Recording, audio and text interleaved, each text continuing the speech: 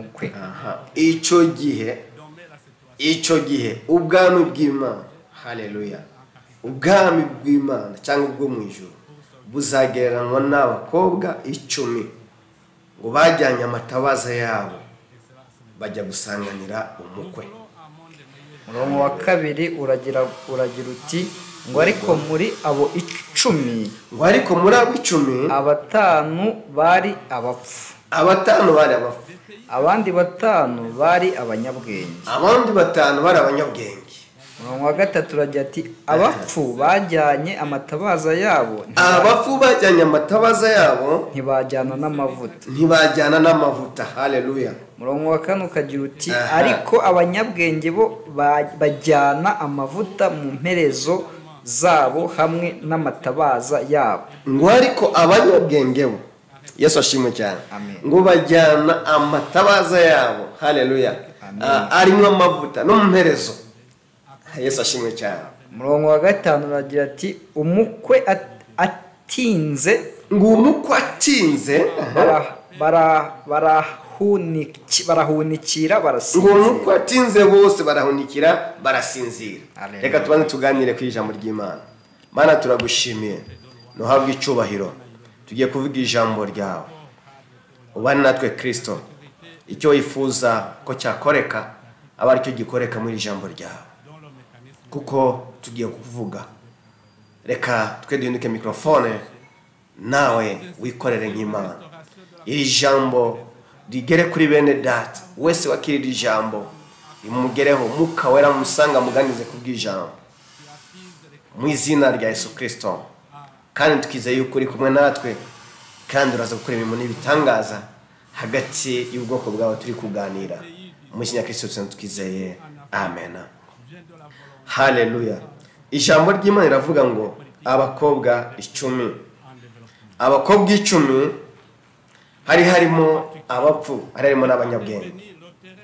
Reka ngo amakuru yuko aba bakobwa bari kuvuga cyangwa abakristo bari kuvuga n'abakristo bari mu itorero, n'abantu bari mu nzu y'Imana, n'abantu bamenye Imana, n'abantu bazi Imana n'imirimo y'Imana, n'abantu bazi amakuru yuko umukwe agomba kuza. Haleluya. Ntago mwene ndatereka nkubwire, ntago bari kuvuga abakobwa bari hanze. Aba n'abakristo, impamvu ari abakristo bose bafite amakuru yuko umukwe agomba kuza, umukwe agomba kuza, kandi iyo umukwaje umuntu agomba kuba yiteguye. Haleluya. Yesu ashimwe cyane. Ngo noneho aba bakobwa haravuga ngo ariko muri abo 10 ngo harimo 5 b'abapfu cyangwa b'abapfapfa, abandi 5 bari bazima. Murumva ari ikibazo gikomeye cyane. Turi mu itorero, turi benshi, turi 500 cyangwa 1000 cyangwa 500, nyamara 2500, haleluya, bari mu ruhande rw'abapfu, abandi 2500 bari mu ruhande rw'abanyabwenge. Ndakubaza mwene data, wowe urihe muri ruhande? Bwana Yesu asifiwe sana. Kuko umukwe araje kandi araje koko, araje aragusanga mu ruhe ruhande mwene data? Aragusanga muri ruhande mushiki wanjye. Ikibazo gihari turi kugenda dusanga mu murimo w'Imana, twese tuza twambaye ishusho ya gikristo, ariko imirimo yacu, ariko ingeso zacu ntabwo zikora ibya gikristo. Bene data bavandimwe, umuntu ufite Kristo muri we, umuntu ufite Mwuka Wera muri we, umuntu ufite amavuta muri we, haleluya. Reka mvuge hano itabaza, abo bakristo bose twese tumeze, reka ngereranye ko itabaza ari ishusho ya gikristo twese twambaye, haleluya. Ariko iyo shusho igomba kugira amavuta, haleluya. Amavuta ni Mwuka Wera. Iyo Mwuka Wera akurimo umenya uburyo witwara, iyo Mwuka Wera akurimo umenya uburyo ugenda. Bwana Yesu asifiwe sana. Iyo Mwuka Wera ari muri wowe umenya uburyo wambara, iyo Mwuka Wera ari muri wowe umenya uburyo uvuga, haleluya. Iyo Mwuka Wera ari muri wowe umenya aho ugendana nabo, iyo Mwuka Wera ari muri wowe umenya uburyo witwararika mwene data, haleluya. Yesu ashimwe cyane.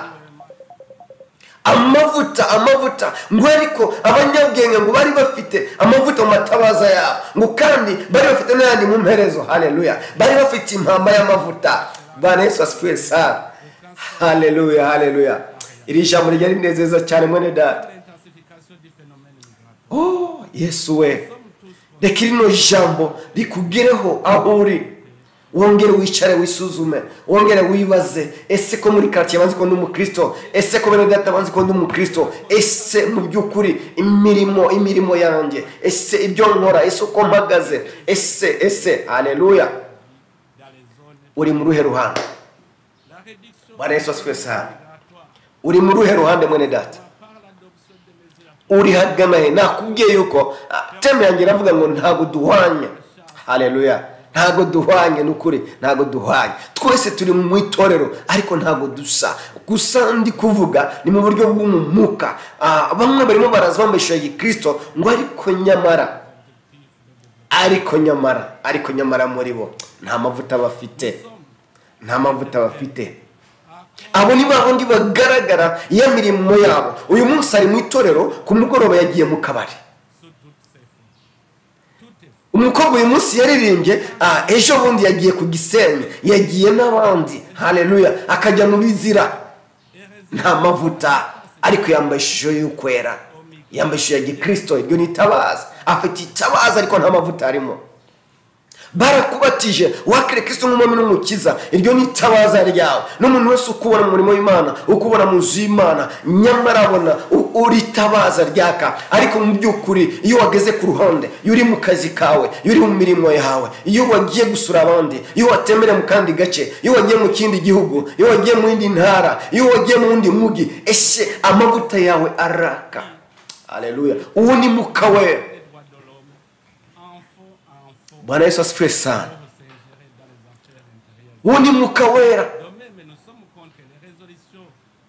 Bene data, ngo nuko umukwe atinze bose barasinzira, barahunikira. Nuko bimeze muri iyi minsi. Ubuhenebere bwagiye mu itorero, ngo umwami yaratinze, ngo sari hehe, ngo izo ni logique z'abarokore, ariko araje. Harimo ndatu wigeze kuvuga ngo niba Yesu atinze ngo ariko urufu ntago rutinze mwene data. Haleluya. Niyo mpamvu umukristo wese agomba guhora ari maso, kuko ntago z'umunsi ntago z'inisaha. Wowe ushobora kuba warabivuyemo, nyamara twarakubonaga mu idini, twarakubonaga mu itorero, umeze neza, uvuga Imana, uririmba neza, ukorera Imana, tukabona mu ishusho y'ukwera, tukabona mu ishusho ya Gikristo. Iryo ni tabaza twabonaga. Ariko haleluya, umwana w'umuntu ntiyamenya ko cyangwa mwene so ntamenye yuko nta mavuta ufite. Ndagusaba mwene data, uwo wagiye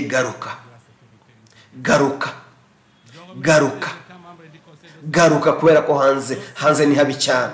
Ijambo riratubwira ngo hanze hazaba imbwa, abarozi n'abajura n'abasambanyi, abo bose nibo baza bari hanze. Garuka mu nzu y'Imana, garuka mu murongo. Nawe uri mu nzu y'Imana, nawe wa mukristo we udafite amavuta muri wowe, ndakwinginga muri aya masaha ndakwinginga kugira ngo usubire ku murongo, kuko umukwaraje umva uburyo yatunguye abana bakobwa 10. Iki gihande cyose cyo mu itorero, igice kimwe cy'itorero, abo bose igice kimwe cyo mu idini, igice kimwe cy'abakristo, abo bose ngo bari mu bapapa, bari mu bapfu, ngo abandi bari abanyabwenge. Umunyabwenge amenya uburyo agenda, umunyabwenge amenya uburyo yitwararika, umunyabwenge amenya uburyo avuga, umunyabwenge amenya uburyo avugana n'abandi, umunyabwenge amenya uburyo abana n'abandi, umunyabwenge amenya uburyo asenga, umunyabwenge amenya igihe. Ese uri he mwene data? uhagaze muri iyi minsi? Urimo uragendera mu biki muri iyi minsi? Ese imirimo yawe iraguhamya? Ese aho uri hose? Yesu asante. Mana we, Mana turagushimiye Yesu Kristo. Haleluya. Nuhabwa icyubahiro umubyeyi mwiza. Ngo ariko abo bakobwa ngo bose barahunikira. Haleluya. Hari kubushinziriye, hari kubuhunikiye, hari kubibitseho amavuta. Haleluya. Wibitseho amavuta. haleluya, mwuka wera kuvugisha, mwuka wera muvugana, mwuka wera musangira, mwuka wera mugendana, mwuka wera kubwira, mwuka wera kuganiriza, mwuka wera gusura. Aya ni amavuta bene data. Yesu ashimwe cyane. Ngo nuko mukwaje, ngo nuko bumva urusaku rwinshi cyane. Hari igihe tuzumva urusaku, haleluya, ngo mukwaraje, ariko ndakurahiye mwene data, nimba utazaba witeguye, nta mavuta ufite, nukuri ndakubwiza ukuri, uzasigara. Kandi twakubona guririmba, kandi twakubona gusenga, twakubona uri umudiyakoni mwiza, twakubona uri umushumba mwiza, twakubona gukorera Imana, twakubona kujyana na Bibiliya, twakubona ngo haleluya, ujyana mu mahanga uvuga Imana, ariko nyamara ese amavuta urafite muri wowe? Wenda muri iki gitondo turi kumwe nawe umujimana, ariko hanyuma ku mugoroba ugasanga wagiye mu bindi bintu. Ndakurahiye ufite itabaza ariko nta mavuta arimo, haleluya. Kandi ayo mavuta nayo agomba gucanwa bene data. Yesu ashimwe cyane.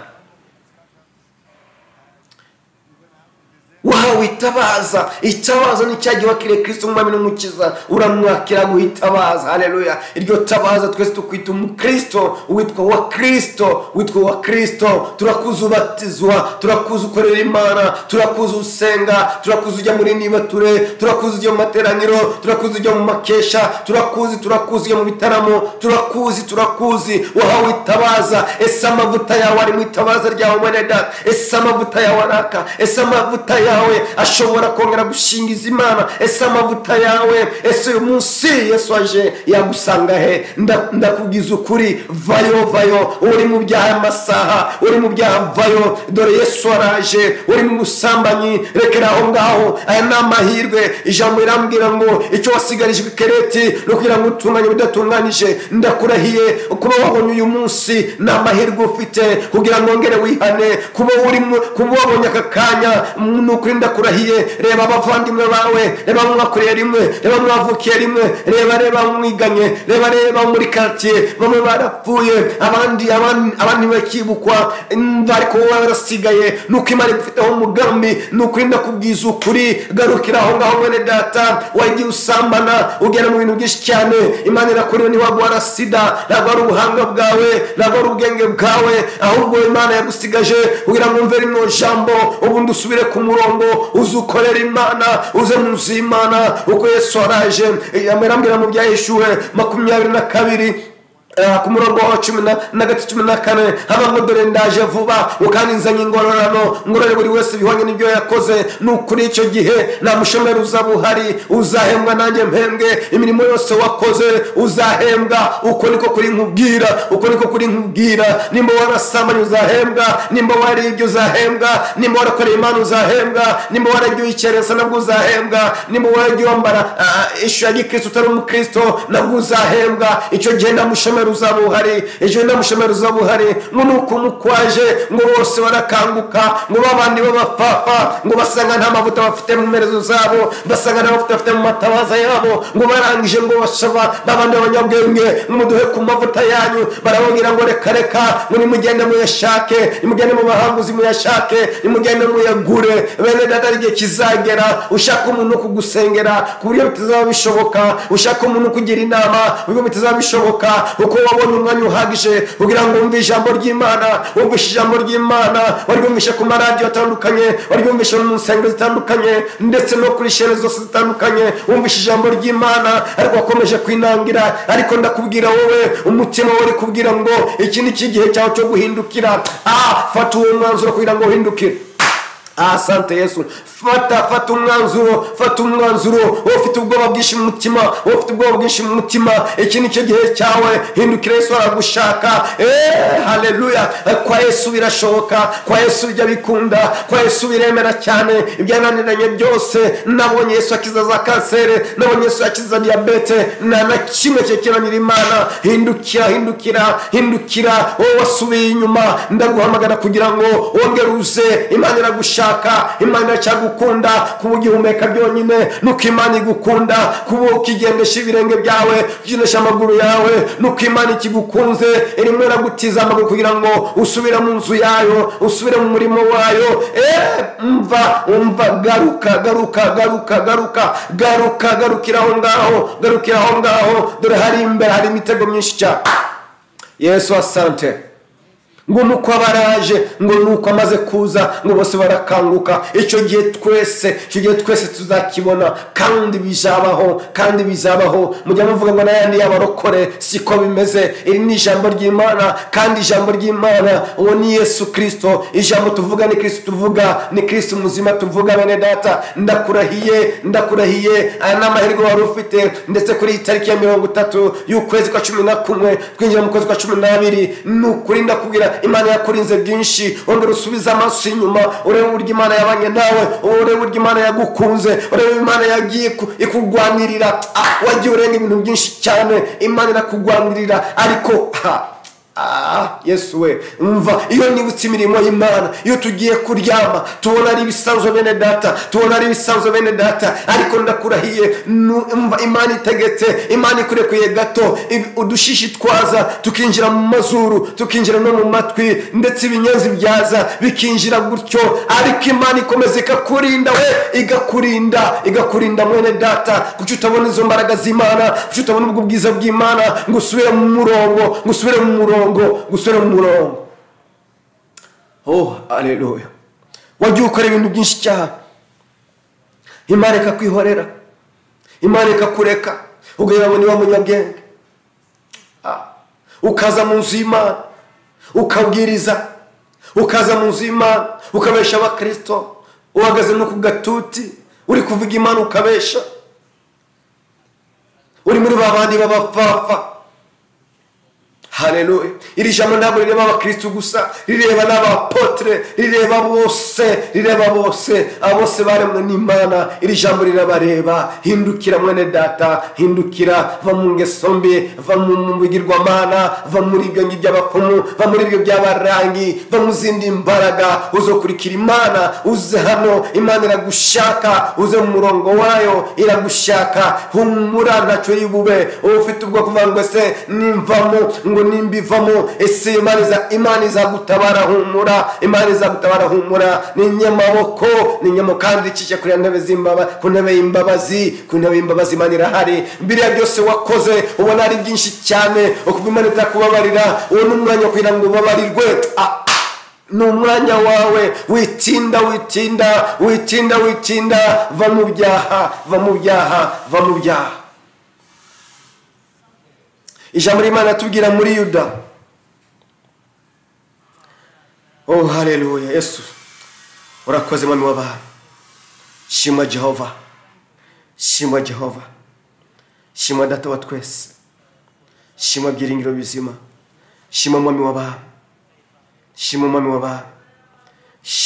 w'abantu. Haleluya. Ijambo ry'Imana atubwira muri Yuda igice cya mbere ku murongo wa 3 baravuga ngo kimwe na data. Yuda igice cya mbere umurongo wa 3, reka dusome mu izina rya Yesu. Bakundwa, ubwo nagiraga umwete wo kubandikira iby'agakiza kubabwira iby'agakiza dusangiye bene data. Niyumvisemo ko mpaswe no kubahugura bene data. Musubire mu nzu y'Imana, mugaruke, muze mukorere Imana ibikwiye. Namwe muri mu nzu y'Imana mugenda muvanga ibintu, murekeraho ni gasopo, murekeraho. Yesu araje kugira ngo mushishikarire kurwanira ibyo kwizera. Abantu benshi barumva batuka Imana bakishikera, abantu benshi basiga bavanga ugase ku Imana, bariya nawe bagirira neza. Umva, reka nkubwire mwene data, ntukagendere ku bandi, garuka wowe, kuko Imana iracyagukunze. Ndakubwiza ukuri, kuba ugihumeka ni amahirwe. Nubona wakangutse, wagiye ukaryama ugakanguka, uzamenya ko ari amahirwe, uzamenya ko ari chance Imana yongeye kuguha kugira ngo usubire mu murongo neza. kugira ngo mushishikarire kurwanira ibyo kwizera abera bahawe rimwe, kugira ngo mushishikarire ibyo kwizera abera bahawe rimwe, bene data twahawe agakiza rimwe, bakazageza iteka ryose. bakazageza iteka ryose. Murongo wa 4 aravuga ngo iki?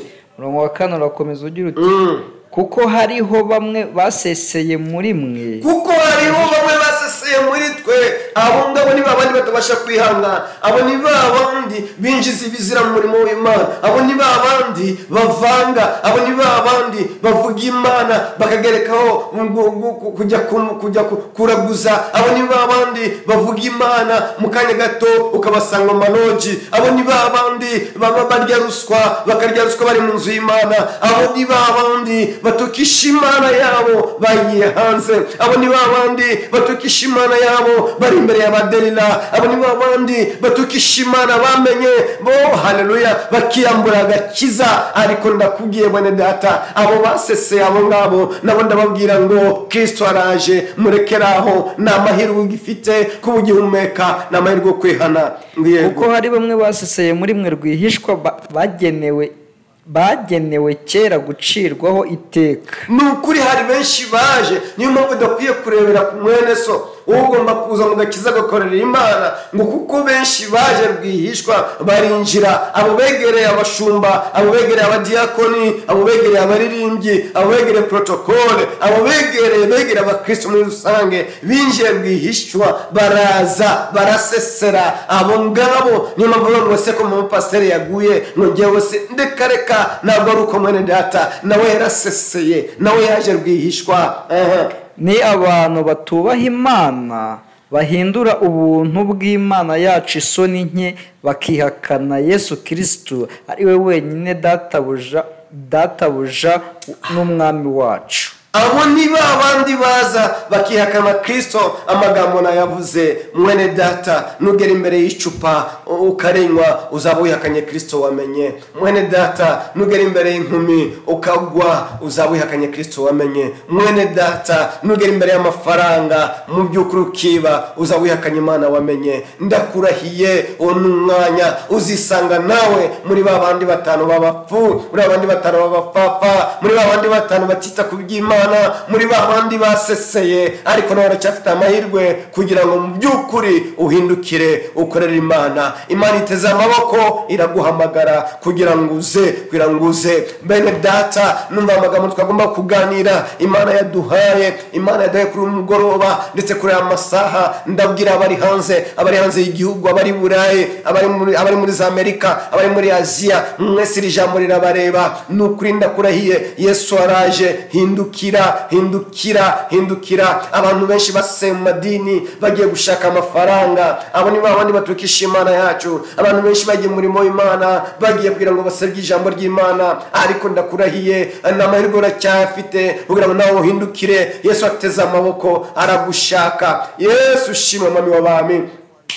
Data wa twese, nukuri ndakubwira mwene data, aho uri kurya amasaha, uryama amasaha, ukurikiye TV Blessing TV, nukuri uraza guhabwa umugisha, nuhindukira ugaca bugufi, umva wana amasaha kugira ngo aho uri intandwara nimwe inanira ndawageze kwa Yesu Kristo. Nta kibazo na kimwe kinanira Yesu Kristo. Aho uri ukumva warasuye inyuma, ukumva waraguye, ukumva waratukishije Imana, ndagusaba kugira ngo muri umwanya dusengane, ufuka amahuri, duhamagara Imana ikongereza indi mbaraga, wongere usubire mu murongo, wongere usubire ku isoko, uko Imana yakoremye igukunze. Imana yataze ingabo nyinshi ku bwawe. Nakubwiye ngo nta mahirwe ugifite byonyine kuba ujya mu murimo ugataha, ni amahirwe Imana yaba yaguhaye kugira ngo uwihane. Nyemerera uca bugufi, duhamagara Imana, duhamagara Iyera ikubabarire, ikwambika imbaraga, igusubize mu murongo. Mwami Imana yacu, Data wa twese, aya masaha Mwami Imana yacu,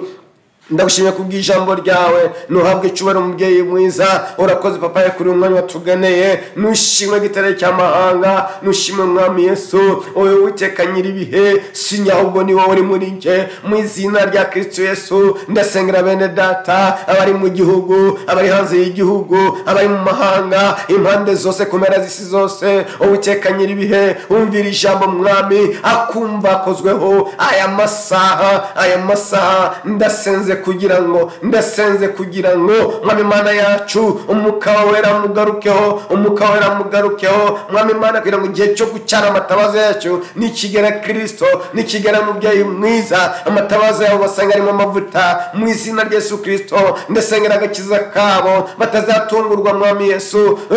Haleluya. Ndasengera bari abakobwa mwami Imana yacu, ndasengera bari ababyeyi, ndasengera bari abapapa, ndasengera bari abasore bari babaswe n'ibiyobyabwenge, ndabasengera mu izina rya Yesu Kristo. Reka mwami batabarwe nawe, reka bagirwe neza nawe. Aya masansa bye mu ijuru, Uwiteka nyina baravuze ngo kizambira kuri isi izagihambira no mu ijuru. Ndahamagara imbaraga z'Imana kugira ngo zije zibagereho, zibakize ibyo byababase, zibakure mu tubare, zibakure mu buraya, zibakure mwami muri za karande, zibakure mwami muri izo mbaraga z'abacwezi, zibakure muri izo mbaraga mwami z'abarangi, mu izina rya Yesu Kristo.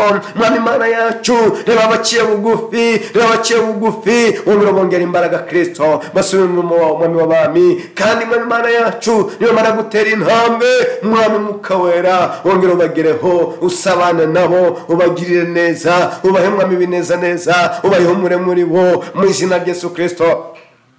Jehova Jire, ndasenga n'uriya mubyeyi umaze igihe Uwiteka nyiribihe, inda yiwe Yesu Kristo yarengeje igihe. Ndasenga kugira ngo mwami Imana yacu aya masaha reka abone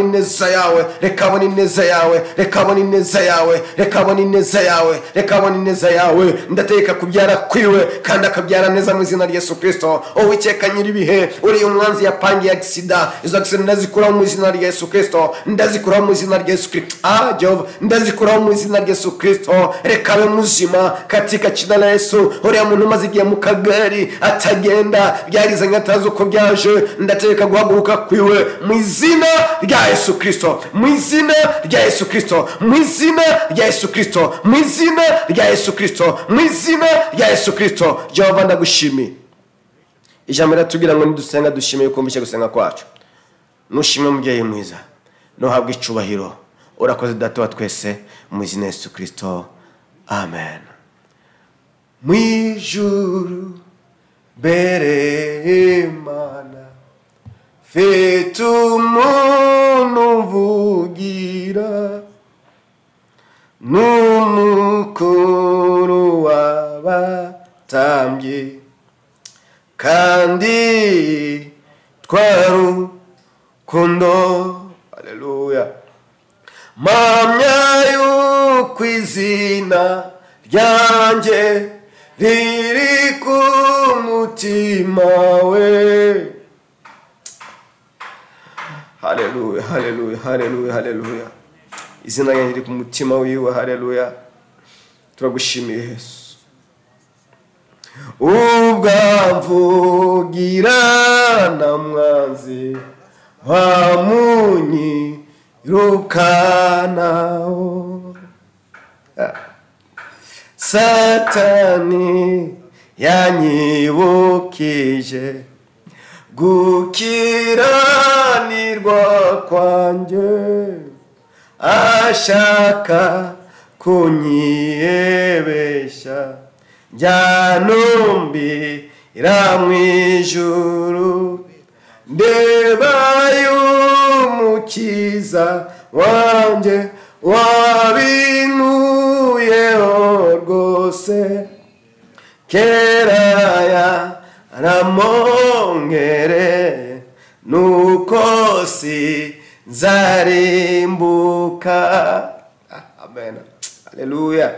Uwite kumucamanza yamonye w'amaraso, nanceru urubaza rubi, anyitukirante, yarancunguye ngo muwe, niko kunyishingira, kuko fasingifu nyena Yesu turumwe.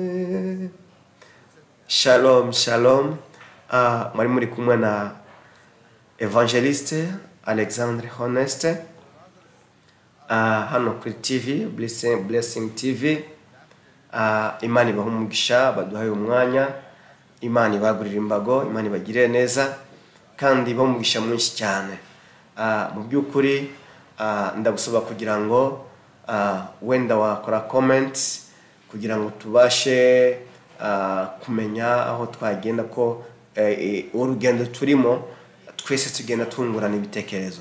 Ko ijambo rivuga ngo mubiri n'umwe ariko ufite ingingo nyinshi zitandukanye kandi izo ngingo nizo zigize umubiri. Uwo ni Kristo. Haleluya. Niyo mpamvu ntago navuga nta muhanga muri ibi bintu, nta ukomeye. Yesu Kristo niwe ukomeye wenyine. Murabizi ko Yesu Kristo yari ni Imana nzima, ariko Satani aramwegera aramuterura amujyana ku musozi. Rero muri urugendo nta muntu n'umwe ukomeye usibye Kristo. Niyo mpamvu ijambo ritubwira ngo dushobozwa na Kristo duha iki? Uduha imbaraga. Yesu abashoboze. Ugakora subscribe nabyo ni byiza cyane kugira ngo tuzahore tuganira ijambo ry'Imana muri aya masaha saa 8 usajya ubona ijambo ry'Imana. Ushobora gusharinga kuri mwene so nawe kugira ngo yumve ubwiza bw'Imana. Haleluya. Rero mu by'ukuri wenda mwatuvugisha mubishatse, nimero dufite ni 0788 52 20 93 0788 52 20 93. Abari mu mahanga bashiraho agateranyo bakongeraho 200 nako bakabanza 250 then bagakurikizaho 788 52 20 93. Imana iduhana umugisha. Shalom, shalom, shalom.